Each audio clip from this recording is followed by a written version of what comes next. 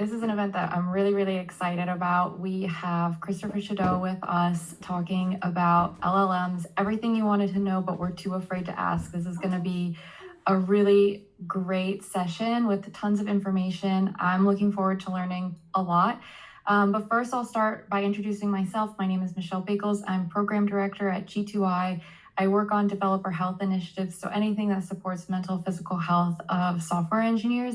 And I co-organize React Miami Conference, which is a React software developers conference that we host in Miami every April. So a little bit of background on G2I.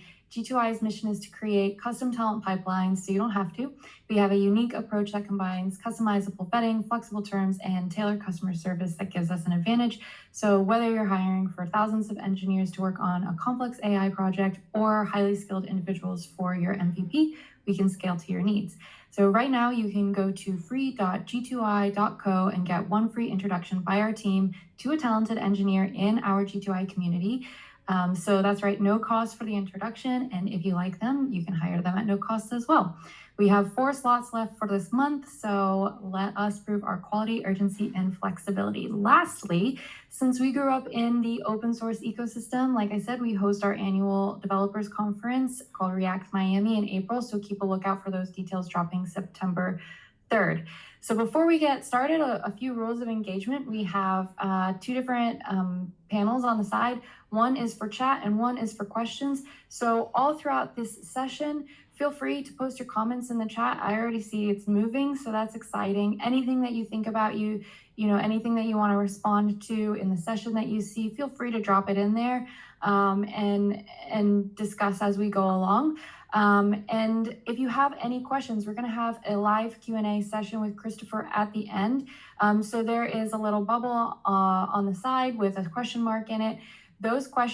Any questions you have, please put them there, and then we'll be able to present them on the screen at the end when we answer them individually.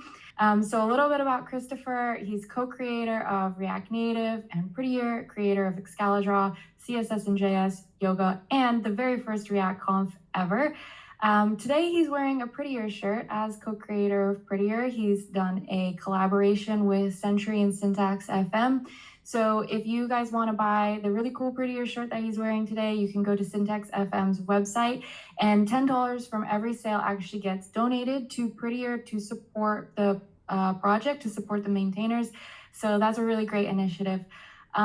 With all of that said, I don't want to hold up any more of your time. We're here for Christopher and learning about LLMs. So please take it away. My name is Christopher Chedeau, also known as Visual on the Internet, and I want to talk to you about LLMs. And so this has been the buzz in ChatGPT, came out last year, and there's been a lot of people that I've been trying to figure, okay, how does it work? Why does it work and everything?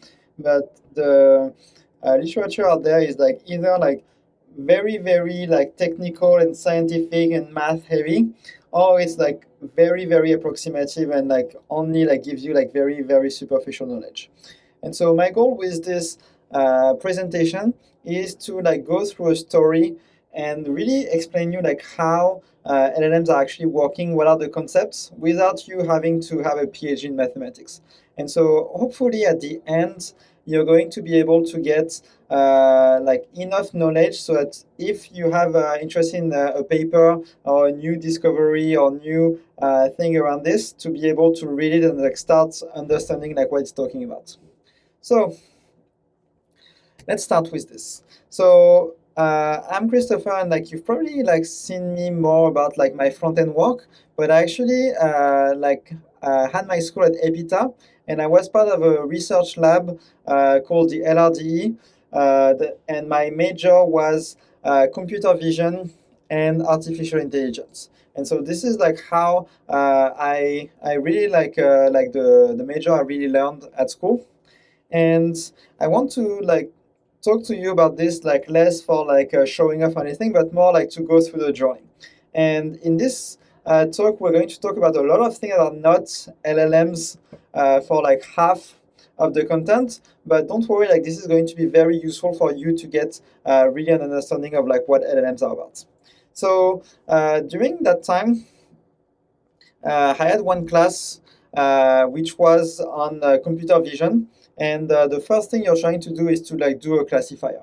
And so what a classifier is a program that receives a lot of like green check marks and red check marks, and then is able to, whenever there's a new check mark coming in, being able to tell whether it's green or whether it's red. And so it's doing a classification, like assigning a class, green or red, for those points. And so if you're a human like me, and if you're looking at this, you're probably going to say like, yep, I should like do a line in between, and this is how I'm going to classify.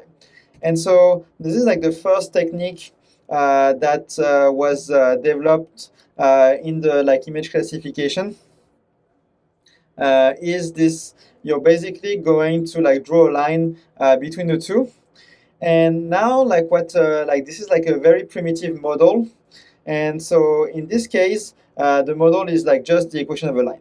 And so if you remember from like your early days, so y equal ax plus b, and so y equals, this is like this one, and so y is superior to x plus b, like this is this part, and inferior, this is this part.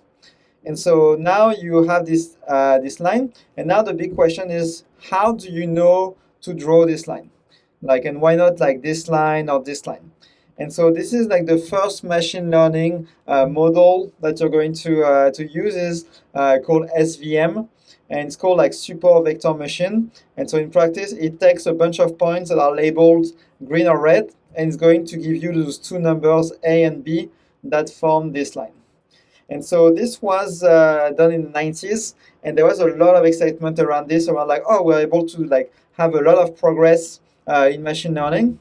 But one of the challenges is like we now have the equation for like a line. But what happens if you have this specific data set? And so now if you're a human, you're going to say, oh yeah, I'm going to draw a circle like in between.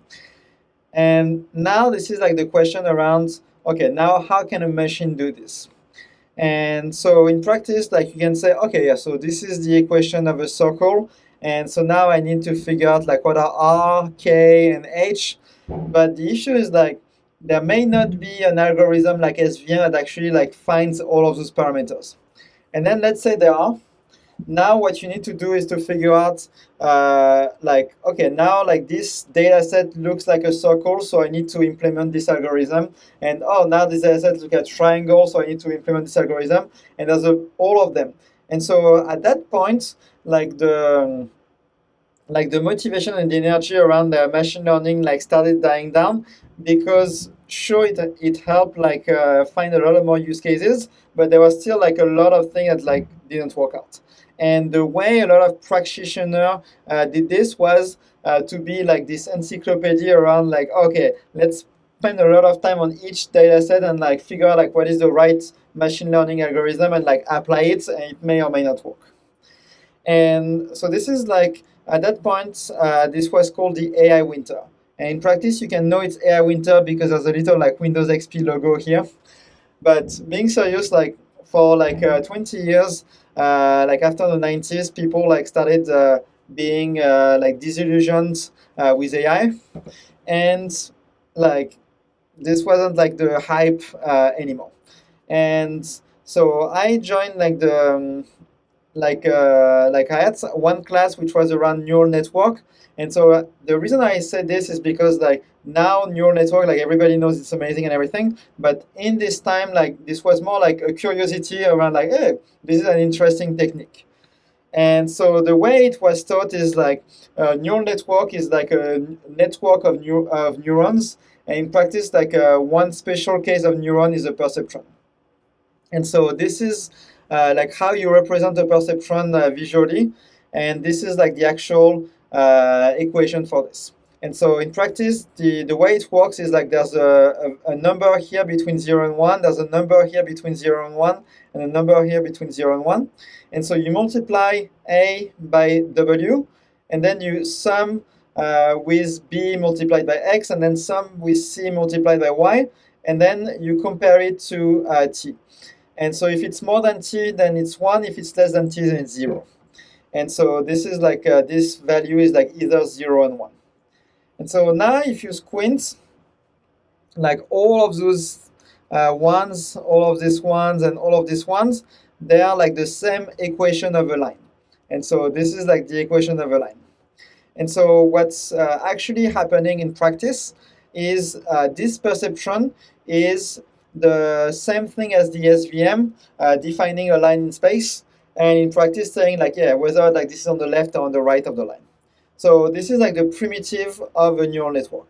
And the next step is how do you actually make it into a network? So now you take like a bunch of them and you link them together, and you get like those things are called input and those things are called output. But the way to compute it is for this line, you're going to take all of those, you're going to multiply this with this, plus this with this, plus this with this, and you're going to compare with this, and then it's going to give you a value, and then you're going to feed it to the next one.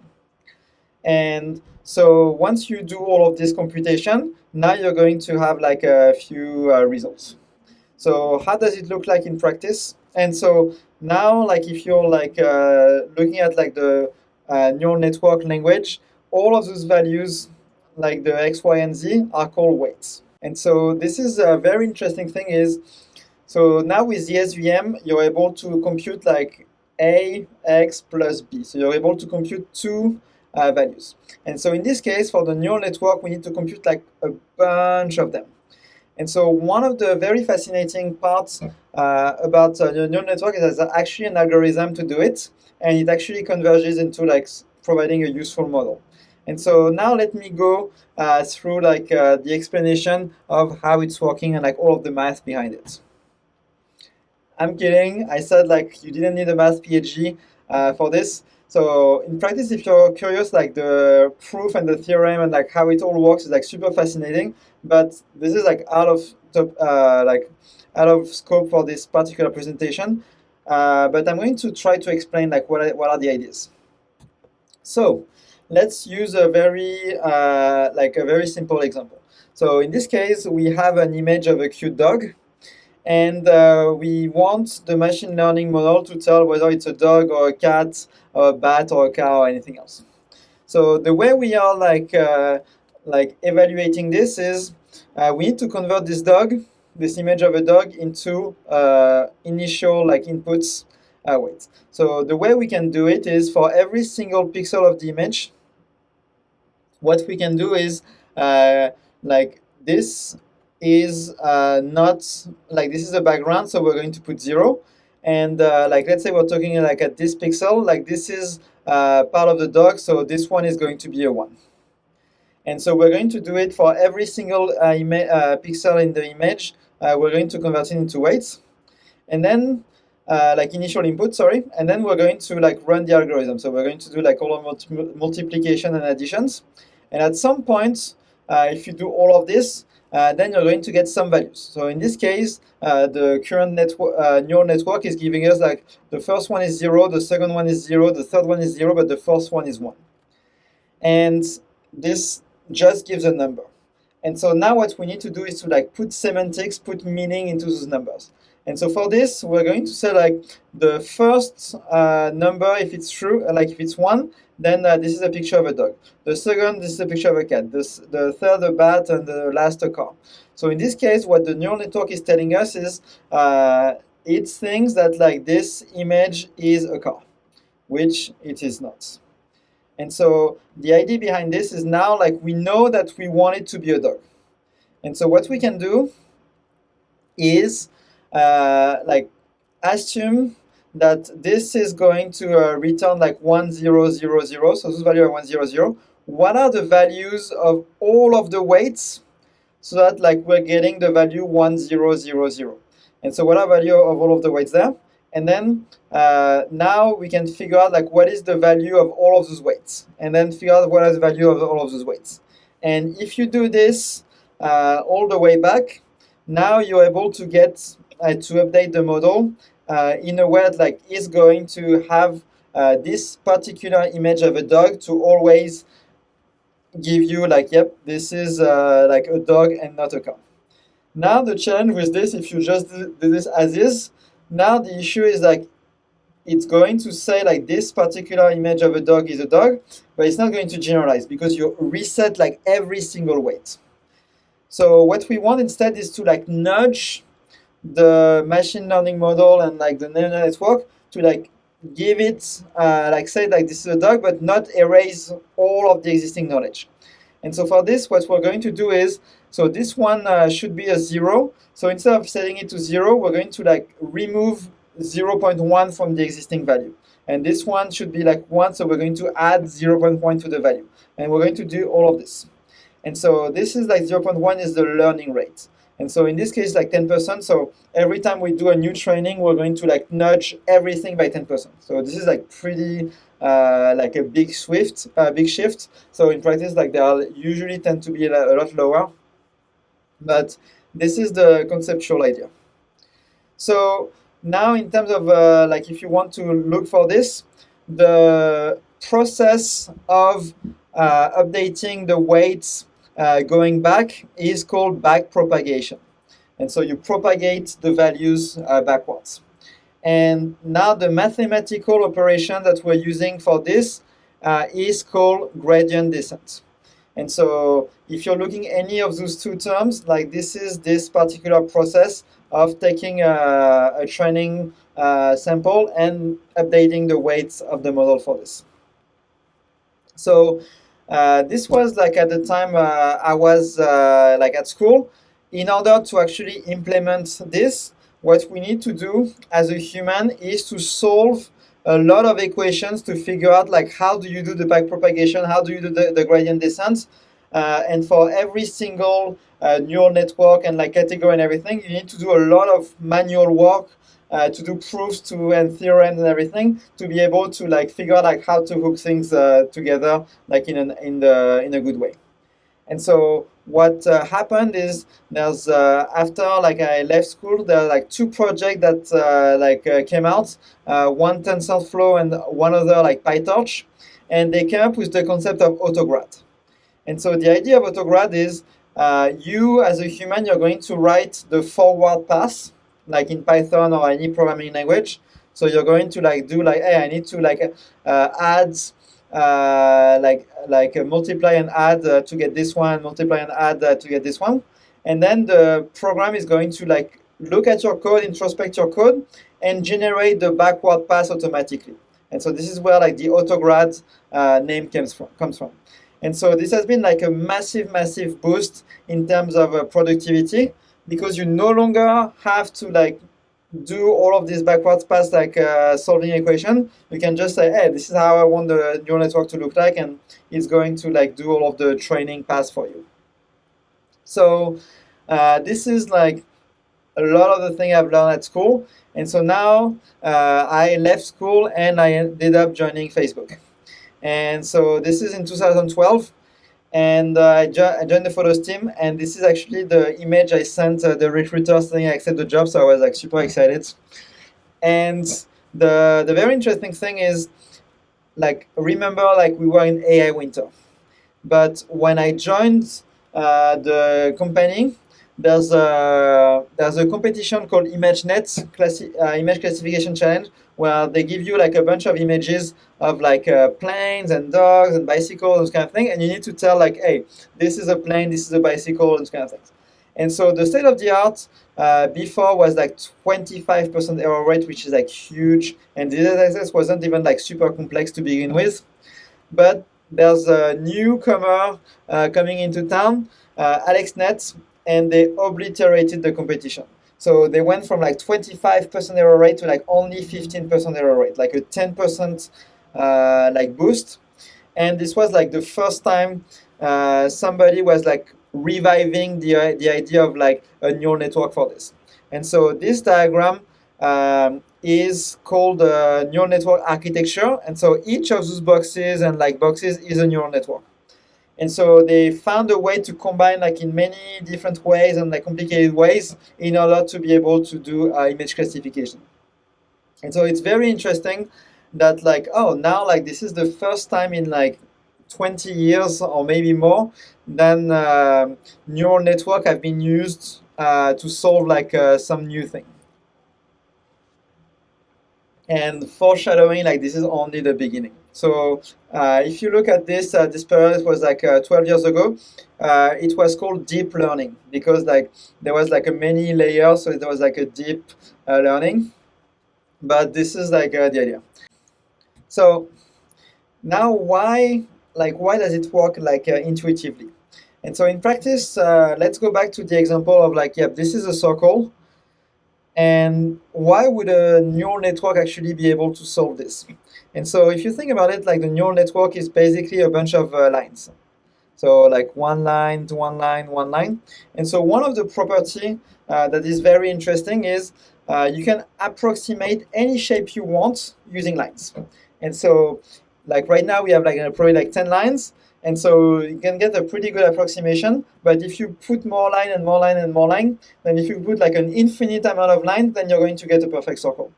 And so now what we had is finally a way to have enough data to train the neural network to actually approximate like any shape of data we wanted. And so this was like very exciting. And one thing you may not realize is that like you hear like probably on the news like yeah, Facebook is investing in Llama 3 and like AI and everything. But in 2012, in June 2012, Facebook acquired Face.com like for a significant amount of money, and this was using like this deep learning and everything. So we've been like working on this kind of topic for a very long time, and only now like because it's like all of the buzz and everything, now we get to show off. But this has been something the company has been doing for a while. So now we're still not going to talk about LLMs. So we're going to do another detour. So we've seen like image classification. Now we're going to look into the text translation part of the world.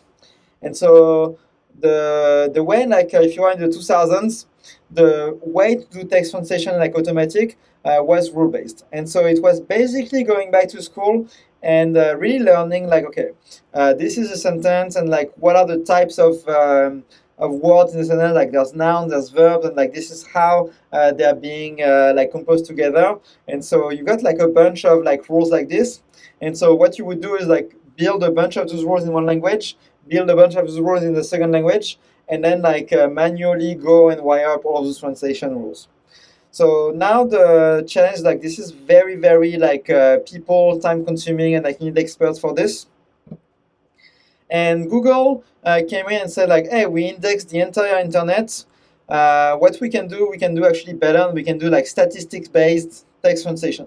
And so what they said was like, we don't actually need to know anything about the text.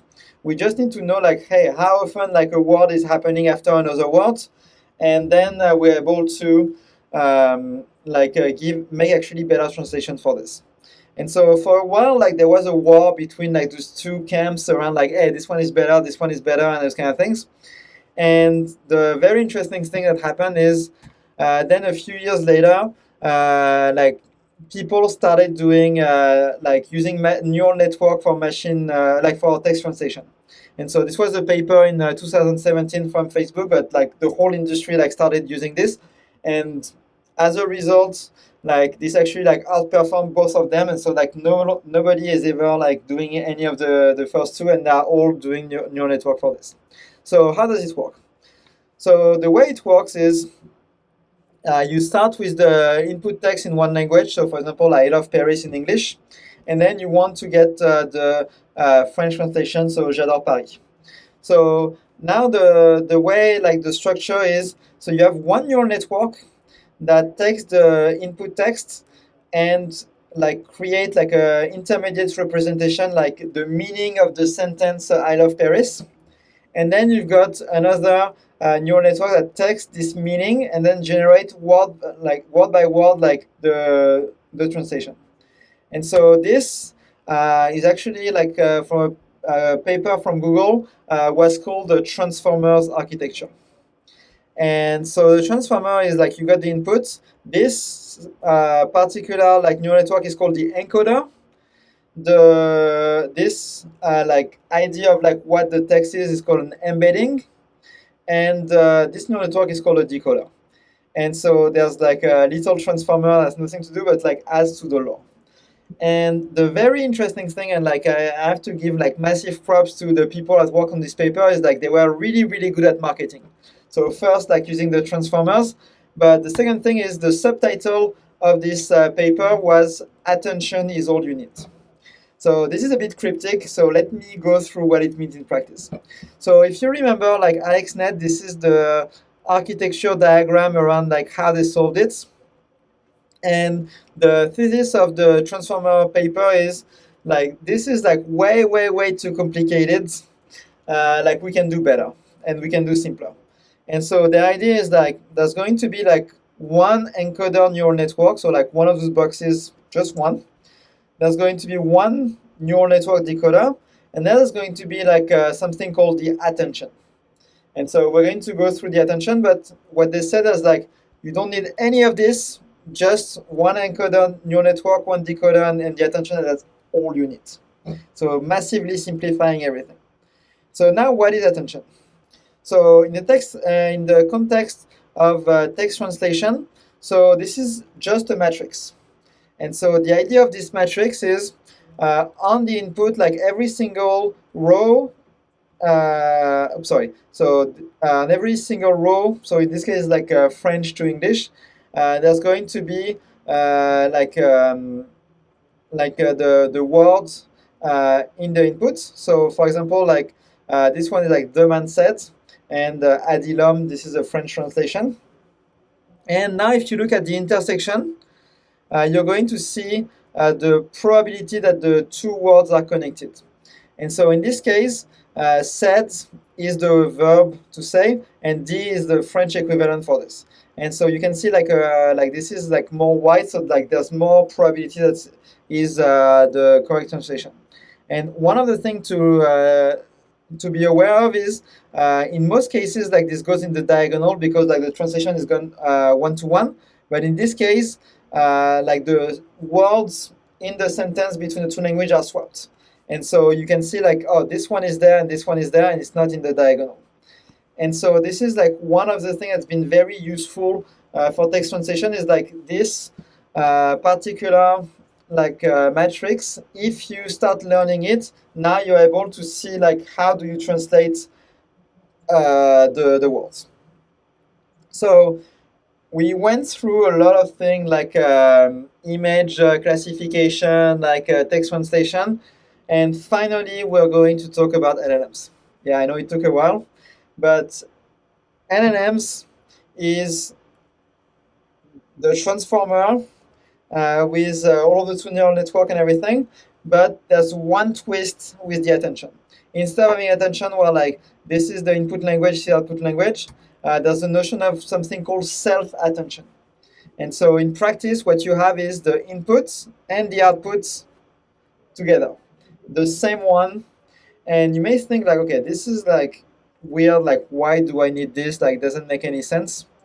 But in practice, it has like some very interesting properties. So in this case, like the word bank and the word bank mean two very different things. So in this case, like bank of the river is like the side of the river, but money in the bank, like this is the institution where you put your money. And so they mean like very different things. And so the way it is encoded in this matrix of like self-attention matrix is now you can look at bank and you can look at the intersection of river and you see like, oh, this is not zero, like there's some correlation there. And then like money in the bank, so money and bank, like you can see like this is a high correlation.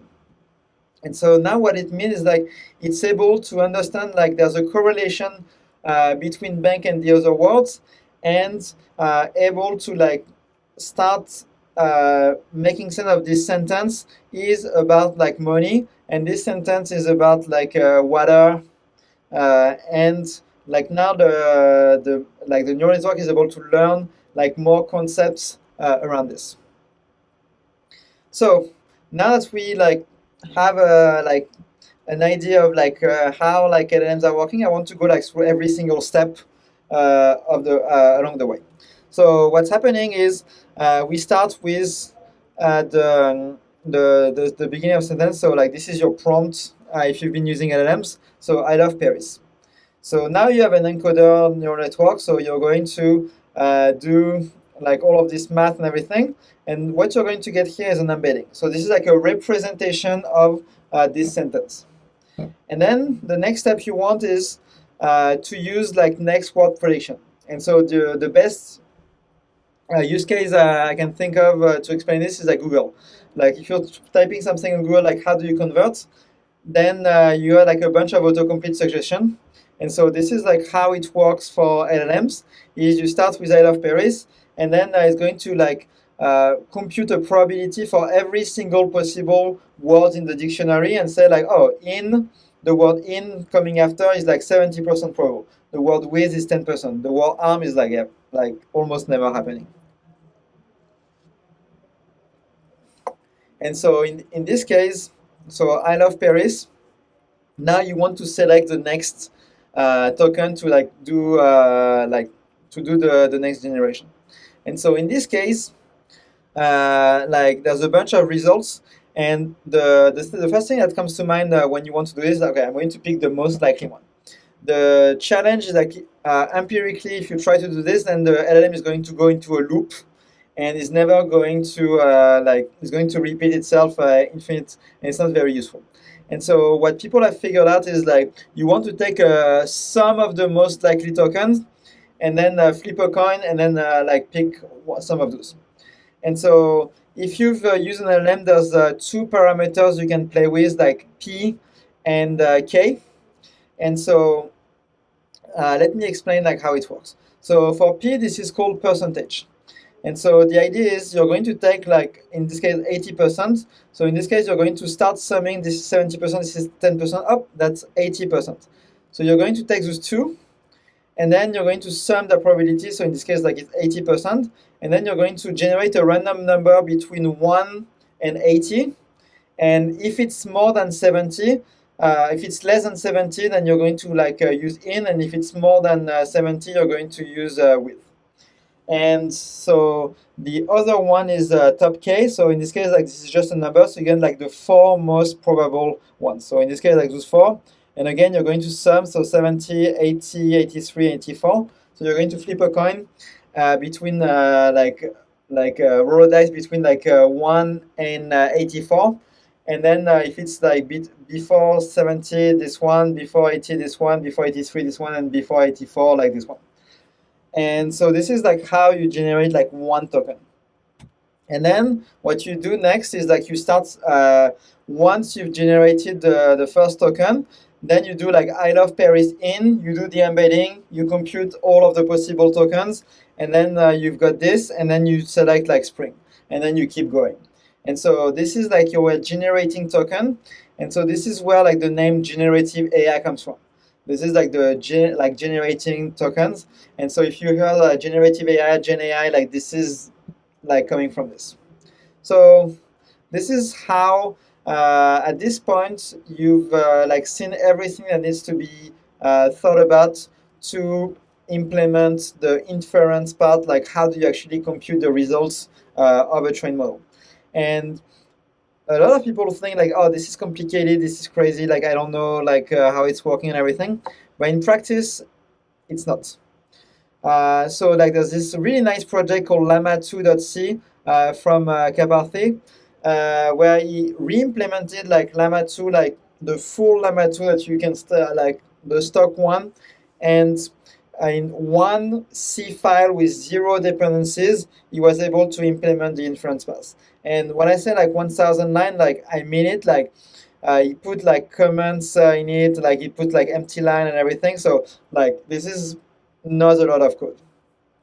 And so this is like one of the really nice thing about LM is like the concepts are like very easy, and the people from like the transformer paper was right, like attention is all you need. Like this is a very, very simple system, and the reason it works is because like so much data is being fed in, but not of the complexity of the system itself. So now that we've seen like how do you actually execute an LLM, like the big question is how do you train an LLM? So now I'm going to go through like all of the steps for doing this. So the first one is we need to have some kind of like sentence, like list of sentences. So in this case, we're going to start with one sentence, which is I love Paris food. And so what we're going to do is we're going to take off the last word from this. And so we are left with I love Paris. And now we're going to do the inference pass, the forward pass. So we're going to like run the encoder, generate the embedding, run the decoder, get all of the probabilities.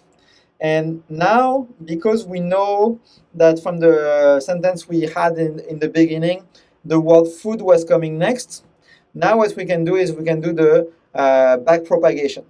And so now we can take, hey, food is actually the one that makes sense. And so what we want to do is to like figure out, okay, what are all of the like weights that we need to update here, here, here, and here, and etc. And the same thing I mentioned at the beginning for the like the machine learning and everything, exact same thing. So one of the things that like you need to realize is in practice, like neural network for doing this kind of training, this is supervised. What supervised means is like you know the actual answer. And so you know that like this is food. And so in the past, like for many different parts of machine learning, one of the things that's tricky is like how do you get the answer? How do you get the classification? And usually it involves like training, like having a lot of humans actually do manual review, and it's very expensive and like very slow. But one of the like thing that has been like very important with LLMs is the notion of self-supervised. And so in this case, we don't need any supervision. What we just need is a lot of text. And so if you have a lot of text, what we are going to do is just like split the text and like put one token at a time to be able to like train the model. And so now it becomes a numbers game around like how much text can you actually collect and actually fit into the system. And we don't need any human involvement at all. And so this is what really enabled the scale, because now you can like use the whole internet, and you can like whatever like data sources that you have, you can like start filling in the system, and you can like do like really big numbers. So just to give you a sense of scale, so in practice, like the dictionary is 32,000 tokens. And so token is usually like a few characters combination. So one word like Christopher could be split into like Christ, Toph, and R. And so now together it's like 3 tokens, but you can think of it as like words in the dictionary. Then how many like weights do we have? And so in practice, in the LLM lingo, this is called a parameter. And so there's 70 billions of them. And so what it means is if you want to generate the next token, you need to do like 70 billion math operation to get like these probabilities. And so this is also why this is very expensive. And the last one is the 2 trillion tokens were ingested. So there's 2 billion, like trillion words that were like used as part of the training of Llama 2. And so if you're not familiar with what a trillion is, I wasn't until this, and a trillion is a billion billion. So not 70 billion, like 2 billion tokens. And the reason like why it's so expensive is you need to like do something on 70 billion parameters for every single one of the 2 trillion tokens. So this is why we have like a lot of GPUs like running H24 like for working on this. So now that we've seen like how LLMs are working, one of the next thing is like you basically have a fancy autocomplete that train on the entire internet. The challenge is like it's actually not useful as is. So for example, if I ask like, hey, write an essay about Christopher Columbus, in practice, what it's going to return is like it should be 2 pages long with 1.5 line spacing. And the reason why it's sending this is on the internet, if you're like crawling for the internet with starting a white reason essay about Christopher Columbus, you're only going to get instructions that teachers are giving to their students. Because nobody starts an essay with like write an essay about Christopher Columbus. And so this is why it's actually giving you instructions. But you as a user of like ChatGPT or like any of the other ones, like this is completely useless for you.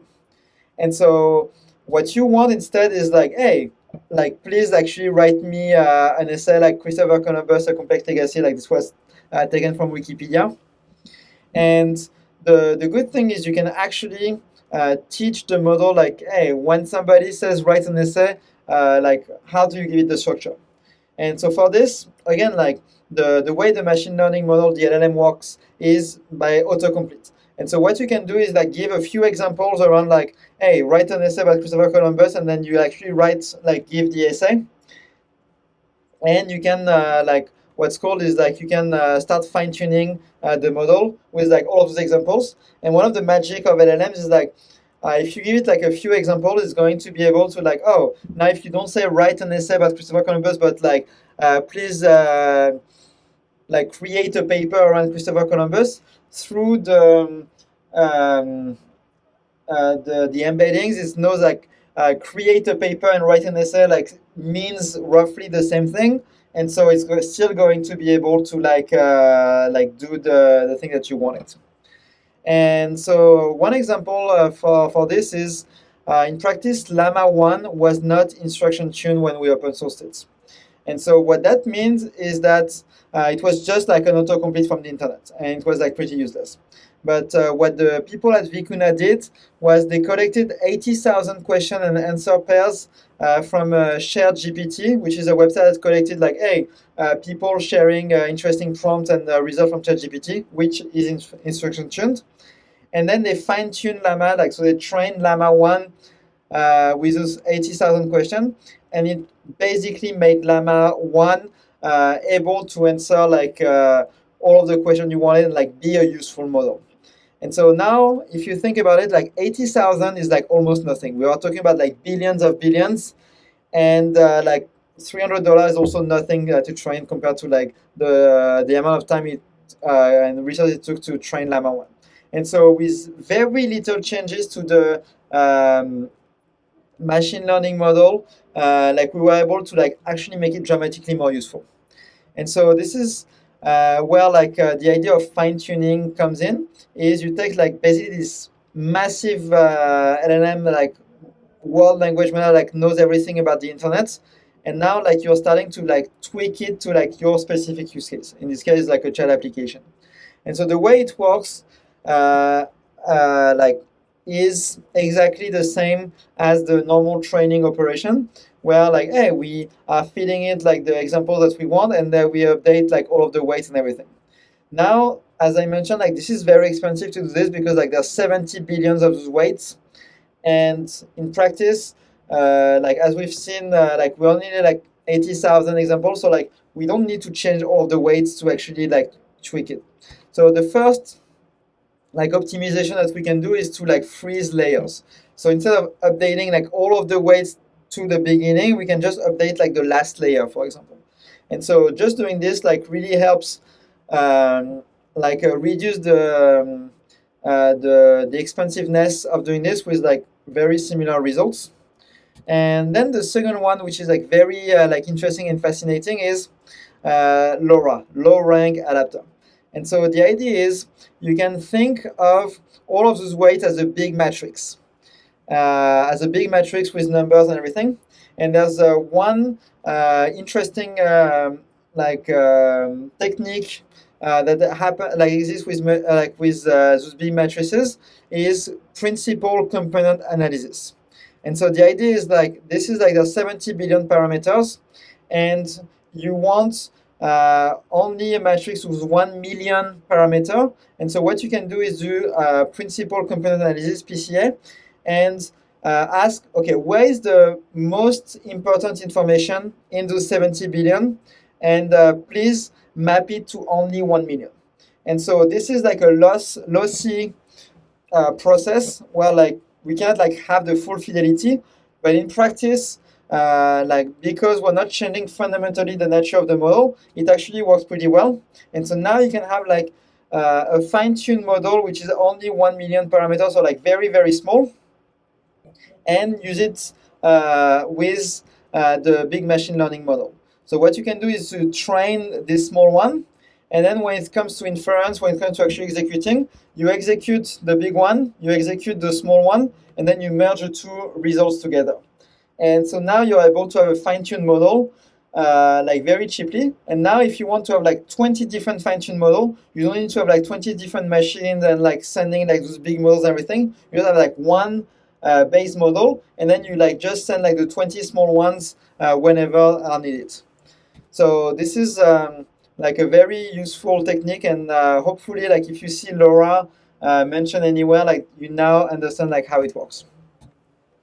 Then the next one is what's called quantization. So in practice, the way like those values between 0 and 1 are encoded like in a computer is using 16 bits, 16 0 and 1s.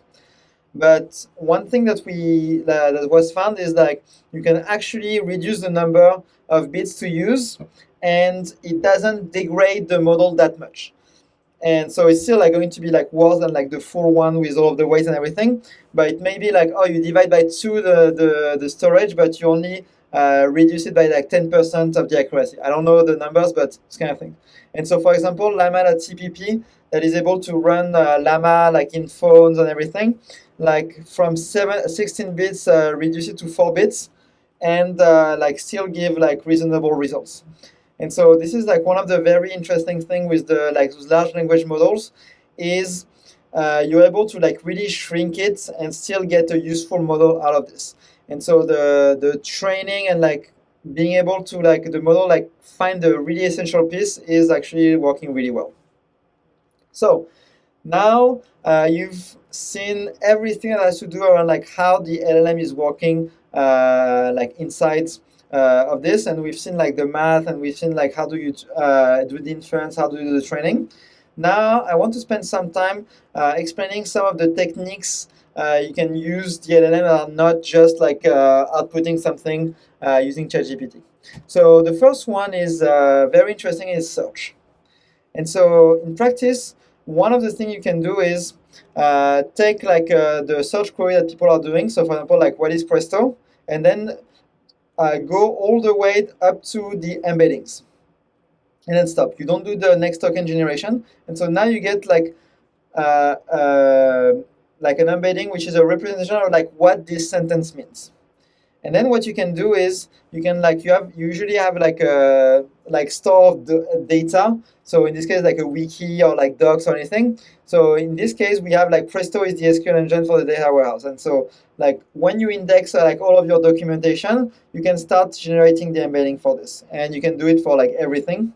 And then what you can do is when you're searching, you can compute the embedding for the query. You can compute the embedding for this. And there's one very interesting property where the embedding space, so if you think of the embedding as like a point in space, and so you can look for like what are the other embeddings that are like nearby, and it's actually going to give the thing that are semantically similar to what you search for. And in practice, if you're feeding it like all of your documentation, your query and your documentation are likely going to like be very close to each other, and now you can like improve your documentation. So now it actually gives you the like some text around what you like been searching for. And now what you can do is to create a new prompt. So it's going to be a two-pass system where like first you find all of the relevant like pieces of information, and then what you can do is you can like create a prompt, and you say like with context, and then you put like all of the answers you've gotten from your search, and answer the following, and then you actually put the question, and now like the LLM is going to be able to synthesize all of this information into like hopefully a good search result. And so if you've seen something called retrieval augmented generation, like RAG, this is how it's working. Then the next thing that's very interesting is a lot of use cases for LLMs actually not to output directly to the user, but to like get a structured value. And the best way to like the most common way to get structure is like through JSON. And the challenge is like all of the LLM are trained with a bunch of JSON, but if you ask them, hey, please write me JSON, like there's 90% chance it's going to give you like what you want, but there's 10% chance like the JSON is not going to be valid, or like there's missing a comma, or like there's like, for example, like one thing we've had is like we wanted to have a unit for a recipe, and like it put like 1/2 for half, and in practice this is not valid like JavaScript or JSON. So there's a lot of those kind of things that are happening. And what you can do is take the grammar of JSON, and when we're generating the next token, we can say like, hey, this matches, like there can be a curly brace at the beginning, but this, there cannot be a curly brace. And so we just ignore it. And then we only do like the top K or the top P around this, and then we keep going. So if there was a curly brace, that there can only be like a double quote or like a bracket, and so you only take those. And so for this, you are guaranteed 100% that the LLM is going to give you valid JSON coming back. And so now you don't need to do all of those retries and like try to patch the JSON it gives you. And the downside is now like you're basically like coercing the LLM, because like, oh, if it actually wanted to output like this one, like you're saying no. But in practice, if you not only give it asking JSON, but also give it the schema, now it's going to be curly brace, double quote, and description. And now you're going to like basically prime it to give you a description. And so now it's actually going to like follow this pattern like by itself, and like more likely going to be doing what you want. So far, like we've seen like all of the LLM, and like hopefully you have a good idea of like how LLM work and everything. And then there's one last bit I wanted to give you like as a bonus, as a gift, is in GenAI, there's not only like the text, but images are also like something that like is in the air. And so the very interesting thing with like the GenAI for images, how do you generate images? This is the exact same structure. So this is like same old transformer. You've got like an encoder, like embedding, the decoder, you've got attention, you've got like Bumblebee, like everything is the same. So now there's some differences I'm going to go through, but all of the things we've learned so far, like they also apply to image generation. So the first few differences, like for the encoder, like we're not dealing with token like with text, like words. Like we have a text encoder and an image encoder that like output some kind of like tokens. And then for the attention, it's actually using patches of images like next to each other to be able to like have attention and like remember like how things are connected, like are connected. So this is like the encoder part. And for the decoder, it's using what's something called a diffusion model, where you start with a bunch of noise, and then each step, like each token generation, is actually like a step to like remove some noise from the image.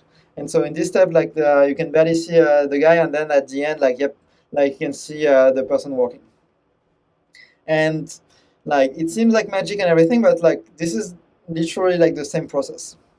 So now that we've seen a lot of things, so I'm really hoping that like you now understand like how it's working and what are the techniques used, and like how it's all plugged together. But there's still a question, is like, why is it working? And the reality is like nobody knows, or at least nobody I could talk to, or like nobody I've seen that is able to say like why it's actually working on like things before were not working. And in practice, like one of the challenge for this is when you're training a model of like 70 billion parameters, like 70 billion is a lot. Like there's like 8 billion people in on the planet. I'm pretty sure like you have no way of knowing like every single one of 8 billion and like of visualizing it. And so you need to do it like 10x more. And so when like a LLM like outputs something, it's very hard to tell like why it's actually outputting this and not this. So like, there's a lot of active research onto this, but the answer, it doesn't, like nobody knows. But the reality is like it is working. Like it actually is working. And so now the question is like less about like why in the abstract it's working, but like now trying to like reverse engineering like why, like how it's working, and like trying to figure, okay, how do we make it work like the way we want it to do, and how do we use this tool to do the things we want. And so how do we like add like safety mechanism and all of those kind of things to like make it work in a like product way. So this is all I have for you today. I'm so thankful for the opportunity from G2I and from Michelle to like organize this event. And if you have any questions, please let me know. I'm going to start with the Q&A from Crowdcast because we got some questions there. Even though we can't see them anymore, we still want to get them answered. So the first one was from Amber. She asked, how do you break into the LLM job market as an experienced software engineer with only deep/machine learning certifications, i.e. no data science experience? Yeah. So this is like true for everything. My recommendation is like do not label you as like something, is to like come and go solve problems. And so my biggest recommendation is figure out like what are the problems that you can solve with LLM that you couldn't solve before, and go and like sell yourself at like being able to solve those problems. Because at the end of the day, like the people, like the companies and everything, they don't care that it's using LLM or something else. What they really care about is like you solving their problem. And one of the things that's is tricky around like putting a label on yourself around like, oh, I'm an LLM master, is that like right now LLM is all the rage. But like 10 years ago, like deep learning was all the rage. But the issue is that things are changing and like evolving and everything. And so my recommendation is more like figure out like how to solve the problem, and like figure out like based on the problem, like what tools like make sense, and like how can you do it the best way. And in practice, like many times, like people think LLMs or like machine learning is the magic solution, but in practice, like just a few lines of code or like hard coding examples, like is very useful to like solve like many problems that people have. So this is also something to think about. All right, thanks. So next question, how does LLM change mobile application development and software development in general? Hmm. So I would say like there's two, let me stop sharing. Okay, so I would say there's two parts that I've seen being very useful. So the first one is actually autocomplete. And so we've seen within the company and like with like outside, like Microsoft, like in GitHub, have been doing a good thing is you like LLMs are very useful to like you start writing some code, and then you get like based on like all of the context of your code base, or like all of the training on the internet and everything, hey, what is the next most likely thing. And so we've been using it at Meta, and I cannot share the numbers yet, but they are like very very high percentage of code that is now like auto completed through AI. And so this is like very very useful when like you're developing, is like, oh, now like you can type like 2 or 3 times or like 10 times faster, because you don't have to find like what is the method name and everything, like the AI autocompletes it for you. And I've been at a bunch of conferences in the past year, and now like almost all of the demos are basically ruined because the AI is auto-completing everything for you. And so this is like very very useful. Now, one of the things that I want to like call out with this is a lot of people are thinking like, hey, like so like software engineers like don't need to exist anymore. What I found is like they are very useful for everything that's like very boilerplatey. So everything that like you need to do over and over and over, and like there's like tens of thousands of responses in Stack Overflow, or like the code base is like always the same. Like this is very very useful. But now any time of any type of thing where like you as a human need to think, or like figure out like, hey, what is the architecture diagram, or like non-trivial thing, I found that like it's actually like right now at the point where like it's hallucinating a lot, and like not actually able to answer. So it can give you like clues of like, hey, what to explore, what are the options, but it's not able yet to like do this. So this is one thing. The other thing is the chat bot itself. And this part is very useful for being able to like you can ask a question and then it can actually answer it. And what we found with MetaMate, which are internal assistants, is this is very useful for like people that are just joining the company, or like new engineers, because they have a lot of questions, and in the past like they would have to bug like another engineer, and many people are shy, like they don't want to bug like somebody over and over and over again. And so in practice, the very like benefit of this is like now you have like something that like has no judgment, and you can like all of the dumb questions to it, and it's going to answer you. And it may not be always true and everything, but what I found is like it's actually like more often like even if not 100% true, like guiding me in the right direction. And so like this has been helpful. So I think with those two different like ways of using it, if you're like a software engineer, like you can actually like get much like do work much faster and much better with this. And this is one thing I want to remind people is that this is basically what we do as software engineers. What we do is like actually like streamline like all of the boring part of the job. And so a lot of people are like using a framework like React or Prettier because like this is not the part that like they are excited about. The part they're excited about is actually like building all of the like solution and everything. So I still think like our job is like going like you need to change like the way you work, but like still have like a lot of potential. So That's a great answer for that. I love that. Yeah, I've personally been enjoying Cursor AI. Is there a tool that you really like? so I've mostly been doing the thing we developed inside of Facebook, Meta. Mm, So you won't be able to use them, but yeah, like there's a lot of good thing out from the outside. awesome. Okay, so next question. Uh, is temperature in LLM is temperature in LLMs same as this top P and top K?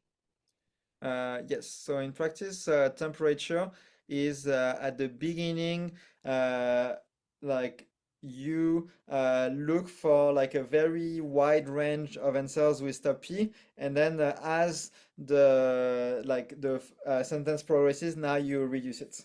And so the name comes from a physical process called annealing. And so when you like are trying to like what's called put metal in a very hot oven, what's happening is you're trying at first to like break the metal and like merge everything, but then as you're getting to the final shape, then you're like lowering the temperature to actually like do like more fine-grained tweaks to like the final shape.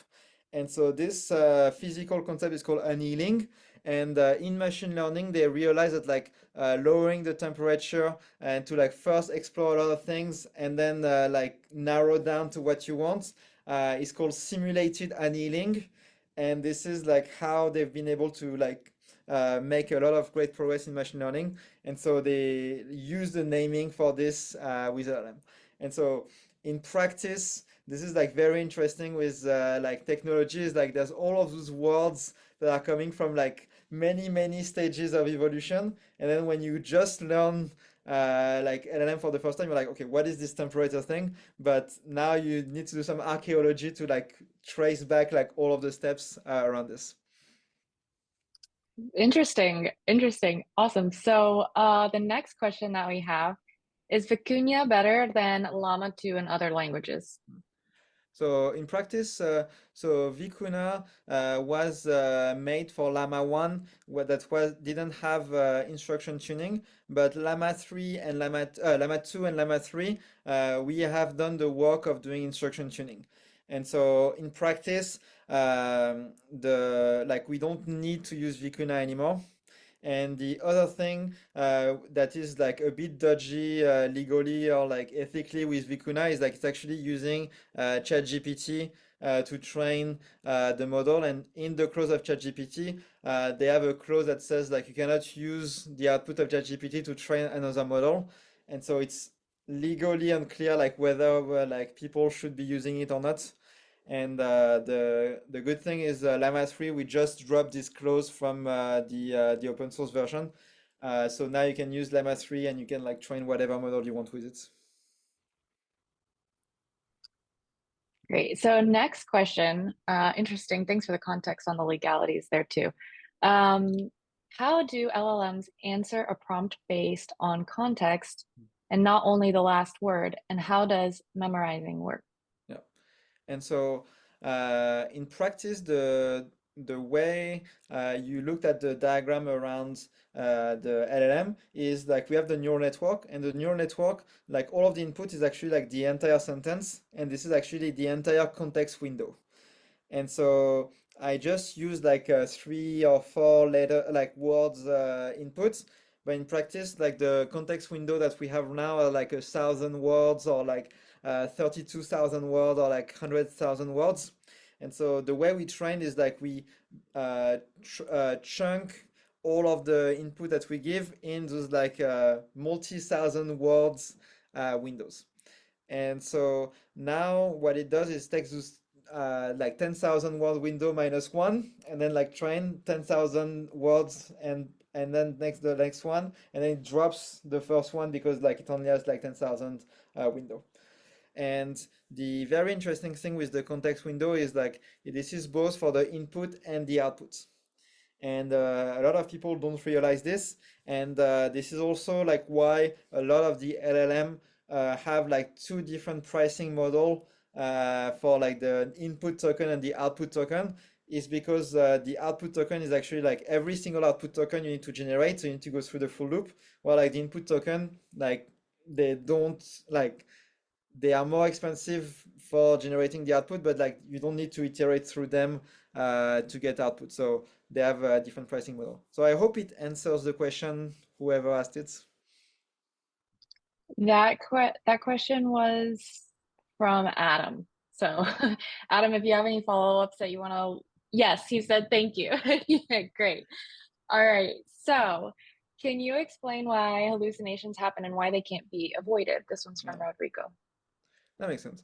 So the main idea of LLM is trying to predict what the next word is going to be. And one of the thing that makes the the setup complicated is this notion of overfitting. And so in practice, if you are training a model for like repeating the exact same sentences, now it's basically going to learn exact same sentences. And so this is what is called overfitting, because if there's anything that changes in the input, now it's going to like output garbage. And so one of the thing when we're learning machine learning model is like we're trying to like have the model learn about the theme and the subject in general, but not to be able to like output like the exact same sentence because it's not actually going to be very useful. And so inherently the way the models are working and the way they're set up is that they're able to generalize and to like approximate like what the answer should be. And so now, because this is like the way it's set up, now when you're asking it something, now it's going to like approximate and generalize. This is like the way it's working. And so this is like what causes hallucination, is that like, oh, now it's trying to actually answer you, and it's going to like come up with something that like is likely relevant. And now the way like people are like trying to like reduce the number of hallucinations is trying to figure out like what are the things that like the model should generalize and those kind of things, and then like change the learning rate and change like how like likely it is to be able to generalize. And the thing we want it to be correct, now we're going to fill in more data and like basically making sure it always answer the right thing. So for example, if you want the LLM to be able to calculate like addition and kind of things, now you can fill in the training data sets a lot of like actual like 1 + 1 = 2, 1 + 5 = 6 and kind of things, and then like put it a super high learning rate, so like it always gets them correctly. And there's a very interesting thinking about this around the automatically generated data sets. And so if you like, the LLM is like an approximation function. And so it's basically trying to figure out what are the rules based on what you give in. But some problems we know of like a proper solution for this. So for example, like additions, like we know how to compute like the addition between two numbers like 100% correct all the time. But now there's two ways to do it. One is like what's used in LLM called function coding, is you can ask the LLM instead of like coming up with the answer, it can come up with like, hey, like if you're asking me to do like 5 plus 10, now instead of saying it's like 12 instead of 11, what you can do is have the LM say like, please call the function addition with those two numbers. And now what you can do is like, okay, take this as the output of the LLM. Now use a proper calculator that we know is working, and then like put it back into the LLM, say, hey, the value is this, like keep generating the answer. So this is one way. The other one is synthetic data generation, where we can generate a bunch of like additions and put them in the training data sets. And now hope that when it's training, it's going to learn like the rules of addition. And then like when it's being asked, okay, now it's going to be able to read it. And so, whoa. And so this is like a very interesting thing where like we have like one way to represent the world, and now we need to like try to like shoehorn existing ways that we already know are more efficient to be able to do this. So those are like the two main techniques, but there's no like really good answer right now. Thank you for that. No, it's good, good context. Okay, so we have 11 more minutes. If there is one token for every word, how does the LLM sequence know the words in a sentence? So it knows hi Christopher means hi first and Christopher second. So this is where like the attention comes in. And so what the attention is a metric that is ordered. And so the hi space Christopher is going to be like orders. And so it knows that like hi is before Christopher. And so as it's trained a lot, now it's going to learn that like, hey, if there's hi and like a name like a few words after, like this has the like self-attention, like numbers of like, hey, this is a wave kind of thing. But if like there's hi and then like 10 sentences later, like or at the end of the context as Christopher, like they're not connected, the two of them. And so this is how it knows like the order of the sentences and like the meaning of the sentences. So I hope it helps clarify. That question was from Phil. So Phil, if you have any follow-up to that, let us know. Oh yeah, and talking about sorry, one thing I mentioned is like I mentioned like I gave the token and words like meaning the same thing, but in practice the way tokens are is like groups of characters. And so there's a list of like 32,000 like list of characters. So maybe so Christopher is probably going to be truncated like into like Chris and toe and fur. And then now like when we're doing the training and everything, when those three words are together, it's in the space of a name. But and this like this way of like doing truncation is very useful for like a lot of words are like have a common root and then like a different suffix. And so now the LLM can learn like, hey, this is a root, and so all of the things common to that root like mean the same thing. So it's like if the LLM sees the same roots but with a different suffix that they've never seen, now they can start still mapping it to the one like to the root that they know about. And so this is also like how human work. So this is like a good fit. That's interesting. Cool.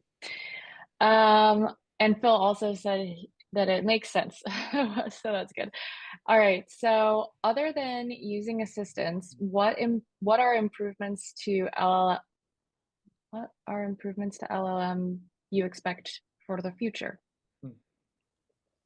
So I think one of the things that's going to be interesting is, so LLM is like a very simple like next token generator, and like we've seen like the attention is all you need, and like the system is very simple. But there's like in practice like many different ways to construct like models. And so like this is one that exists and I have been like proven to be like very useful. So what we are like seeing a lot right now is like tweaking like different parts of the setup. So there's like activation functions. There's like how do you like do the fine tuning? Like which equation do you use to like nudge like the updates? There's also like how like what equation do you use for the for the like choosing if it's one or zero and a bunch of things there. So like right now there's a lot of different literature on like how do we tweak every single component of the system.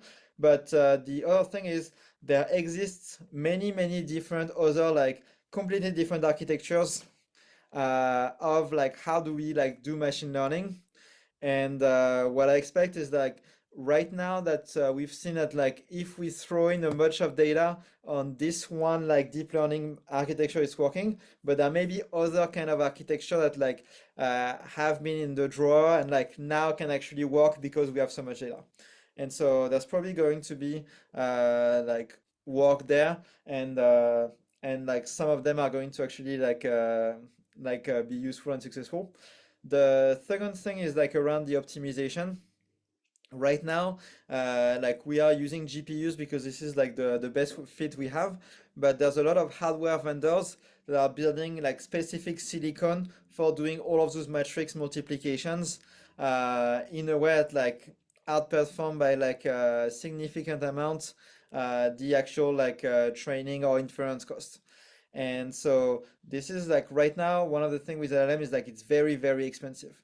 Like you can see like Nvidia stock is in like the trillions of dollars. And so in practice, like whatever we can do to like reduce the cost is going to be very important.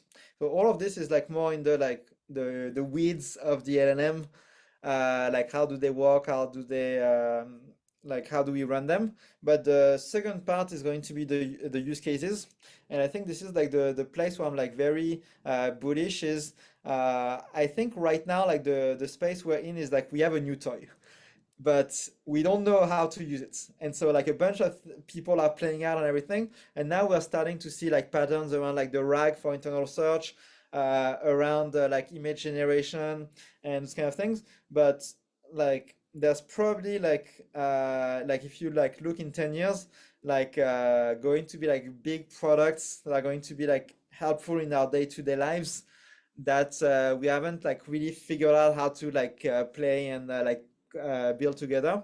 And what I'm very excited, especially with the open source movement that's around like LM, is like a lot of people are trying things out right now.